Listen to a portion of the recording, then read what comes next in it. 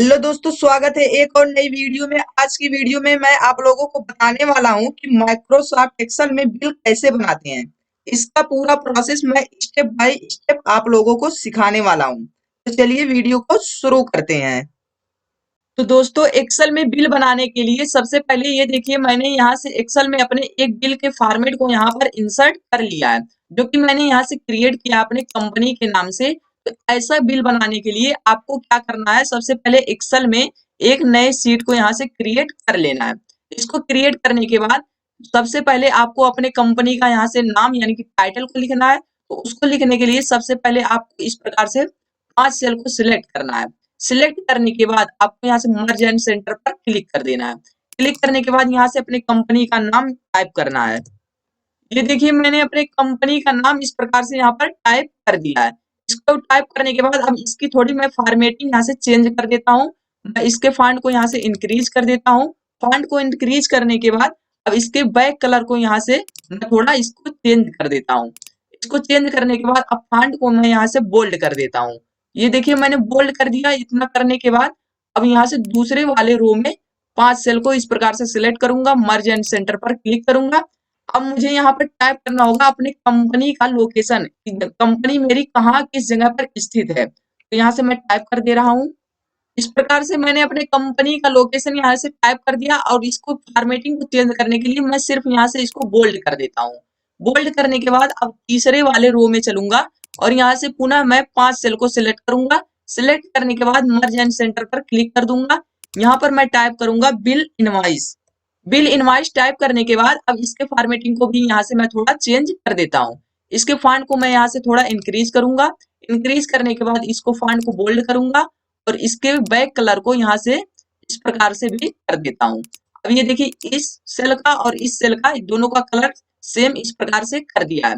करने के बाद अब पुनः मैं इस सेल को इस प्रकार से पूरे को इतने को सिलेक्ट करूंगा। सिलेक्ट करने के बाद इसको ऑल बॉर्डर पर यहाँ से जाकर मैं ऑल बॉर्डर कर देता हूँ। अब ये देखिए, मेरे बिल का कुछ इस प्रकार से फॉर्मेट तैयार हो चुका है। अब यहाँ से पहले वाले सेल में मैं टाइप करूंगा bill number. Bill number type करने के बाद दूसरे वाले सेल में मैं टाइप करूंगा name of item. Name of item type करने के बाद तीसरे वाले मैं यहाँ सेल में टाइप करूंगा क्वांटिटी। क्वांटिटी टाइप करने के बाद अब चौथे वाले सेल में मैं टाइप करूंगा यहाँ से रेट। रेट टाइप करने के बाद लास्ट वाले सेल में यहाँ से टाइप करूंगा अमाउंट। अमाउंट को टाइप करने के बाद पूरे इतने को मैं सिलेक्ट कर लूंगा। सिलेक्ट करने के बाद इसकी भी फॉर्मेटिंग थोड़ा मैं चेंज कर देता हूँ। तो चेंज करने के लिए सबसे पहले मैं इसको यहाँ से बोल्ड कर देता हूँ। बोल्ड करने के बाद इसके पीछे वाले बैक कलर को थोड़ा यहाँ से चेंज कर देता हूँ इस प्रकार से। इसको चेंज करने के बाद अब ये देखिए, नेम ऑफ आइटम वाला ये कॉलम थोड़ा यहाँ से छोटा है, तो इसकी विड्थ को इस प्रकार से मैं बढ़ा देता हूँ। इसको बढ़ाने के बाद अब इसको पुनः मैं सिलेक्ट करूंगा। सिलेक्ट करने के बाद इसको मैं यहाँ से सेंटर पर कर देता हूँ। ये देखिए, अब ये सब जितने भी वर्ड मैंने टाइप किए हैं सब सेल के सेंटर में हो चुके हैं। अब यहाँ से मैं बिल नंबर टाइप करूंगा। पहला बिल नंबर मैंने टाइप किया। अब यहाँ से मैं टाइप करूंगा दूसरा बिल नंबर। अब यहाँ से दो बिल नंबर टाइप करने के बाद पहले वाले सेल पर इस प्रकार से क्लिक करूंगा और दूसरे को भी सिलेक्ट कर लूंगा। सिलेक्ट करने के बाद अपने माउस पॉइंटर को यहाँ कोने पर लाऊंगा, प्लस का सिंबल बनाऊंगा, इस प्रकार से ड्रैग डाउन कर दूंगा। तो ये देखिए, मेरा पूरा टोटल बिल नंबर इस प्रकार से क्रिएट होकर आ जाता है। उसके बाद अब यहाँ से मैं बारी बारी से एक एक अपने आइटम को यहाँ से टाइप करूंगा। तो ये देखिए, मैंने बारी बारी से अपने एक एक आइटम को यहाँ से मैंने टाइप कर लिया है। टाइप करने के बाद अब इसके क्वांटिटी को मैं यहाँ से बारी बारी से एक एक करके इस पर टाइप करूंगा। ये देखिए, मैंने क्वांटिटी को भी इस प्रकार से टाइप कर दिया है। क्वांटिटी को टाइप करने के बाद अब मैं यहाँ से इसके रेट को लगाऊंगा। रेट को इस प्रकार से लगाऊंगा कि मॉनिटर के एक पीस का रेट कितना है और यहाँ से कीबोर्ड के एक पीस का रेट कितना है। तो इसको मैं यहाँ से टाइप करता हूँ। ये देखिए, मैंने इस प्रकार से एक एक करके सभी का एक एक रेट लगा दिया है। रेट को लगाने के बाद अब यहाँ से मैं टोटल अमाउंट को यहाँ से निकालूंगा। तो टोटल अमाउंट को निकालने के लिए सबसे पहले आपको यहाँ से लगाना है इज इक्वल टू का सिंबल। इज इक्वल टू को सिंबल लगाने के बाद यहाँ से लगाना है आपको कोष्टक। कोष्टक लगा देने के बाद अब ये देखिए, आपको क्वांटिटी को इस प्रकार से सिलेक्ट करना है। क्वांटिटी को सिलेक्ट करने के बाद आपको यहाँ से मल्टीप्लाई का सिंबल लगाना है और उसको रेट से गुणा कर देना है। रेट को इस प्रकार से सिलेक्ट कर लेना है। ये देखिए, मैंने इस प्रकार से इसको लगाया कि एक मॉनिटर पीस का प्राइस 4500 रुपया है। तो 45 पीस का कितना होगा, तो उसमें उसका गुणा हो जाएगा। तो गुणा हो जाने के बाद इसको मैं यहाँ से कोष्टक को बंद कर देता हूँ। बंद करने के बाद इंटर की को प्रेस कर दूंगा, तो ये देखिए इसका टोटल अमाउंट कुछ इस प्रकार से निकल कर आ जाता है। तो एक अमाउंट को निकाल लेने के बाद आपको सिर्फ यहाँ से अपने माउस पॉइंटर को प्लस का सिंबल बनाना है कोने पर। उसके बाद इसको ड्रैग डाउन करके नीचे इस प्रकार से पूरा कर देना है। तो यहाँ सभी सेलों में इस प्रकार से फार्मूला आपका अप्लाई हो जाता है। तो एक एक करके सभी का इस प्रकार से टोटल अमाउंट निकल कर आ जाता है। तो आपको बिल में फिर क्या करना है, यहाँ से दो सेल को नीचे इस प्रकार से आपको सिलेक्ट करना है। सिलेक्ट करने के बाद आपको मर्ज एंड सेंटर पर क्लिक कर देना है और यहाँ से आपको टाइप करना है total amount. Total amount type करने के बाद आपको इसको सिर्फ यहाँ से बोल्ड कर देना है। बोल्ड करने के बाद नीचे वाले दो सेल को पुनः सेलेक्ट करना है और यहाँ से मर्ज एंड सेंटर पर क्लिक कर देना है। यहाँ से आपको टाइप कर देना है जीएसटी। ये देखिए मैंने यहाँ से जीएसटी 18% इस प्रकार से टाइप कर दिया। अब इसको भी मैं यहाँ से इस प्रकार से बोल्ड कर दूंगा। बोल्ड करने के बाद अब तीसरे वाले इस प्रकार से इस दोनों सेल को सिलेक्ट करूंगा और यहाँ से मर्ज एंड सेंटर पर क्लिक करूंगा। क्लिक करने के बाद अब यहाँ से मैं टाइप कर देता हूँ ग्रैंड टोटल। ग्रैंड टोटल को टाइप करने के बाद अब यहाँ से मैं इसको बोल्ड कर देता हूँ। इतना करने के बाद अब इसको मैं यहाँ तक इस प्रकार से सिलेक्ट करूंगा। सिलेक्ट करने के बाद यहाँ से जाऊंगा और इसको मैं ऑल बॉर्डर पर क्लिक कर दूंगा। ऑल बॉर्डर पर क्लिक करने के बाद ये देखिए मेरा बिल का इनवॉइस कुछ इस प्रकार से बनकर रेडी हो चुका है। अब यहाँ से मुझे निकालना है टोटल अमाउंट। तो टोटल अमाउंट को निकालने के लिए मैं आपको तीन तरीके बताता हूँ।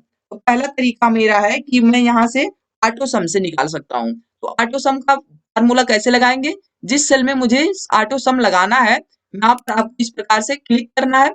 क्लिक करने के बाद आपको होम टैब के अंतर्गत एक ऑप्शन यहाँ से मिल जाता है ऑटो सम का। जो ही आप इस पर क्लिक करेंगे तो ये देखिए आपका ऑटो सम का फार्मूला इस प्रकार से यहाँ पर अप्लाई हो जाता है। आपको सिंपली क्या करना है, इंटर की को यहाँ से प्रेस कर देना है। ये देखिए आपको टोटल अमाउंट कुछ इस प्रकार से यहाँ से निकल कर आ जाता है। आपको दूसरा तरीका मैं बताता हूँ कि आपको उस सेल पर क्लिक करना है। क्लिक करने के बाद आपको क्या करना है, यहाँ से alt plus is equal to button को प्रेस करना है।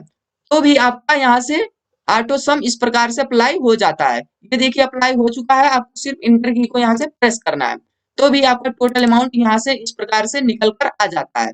इस जितने भी यहाँ अमाउंट है इन सभी को एक प्रकार से वो ऐड कर लेता है। और तीसरा सबसे सिंपल तरीका है कि आप यहाँ से इज इक्वल टू का सिंबल लगाएं और यहाँ से सम का फार्मूला लगा दें। सम का फार्मूला लगाने के बाद यहाँ से कोष्टक लगाएं और जितने को आपको अमाउंट को सिलेक्ट करना है उसको इस प्रकार से रेंज को सिलेक्ट कर लें। सिलेक्ट करने के बाद आप कोष्टक लगाएं। कोष्टक लगाने के बाद इंटर की को प्रेस कर दें तो भी आपका टोटल अमाउंट यहाँ से निकल कर आ जाता है। अब यहाँ से आपको निकालना है जीएसटी। जीएसटी निकालने के लिए आपको सबसे पहले यहाँ पर टाइप करना होगा is equal to. Is equal to type करने के बाद आपको टोटल अमाउंट को सिलेक्ट कर लेना है। सिलेक्ट करने के बाद इसमें आपको गुना करना है। कितने से, ये देखिए 18% जीएसटी लग रहा है ना, तो आपको 18 से इसमें गुणा कर देना है। इतना करने के बाद आपको यहाँ से इसमें टोटल में आपको 100 से भाग दे देना है। 100 से भाग हम इसलिए दे रहे हैं कि यहाँ से ये परसेंटेज में है, इसीलिए मैं यहाँ से 100 से इसमें भाग दे रहा हूँ। इतना करने के बाद आपको इंटर की को प्रेस कर देना है।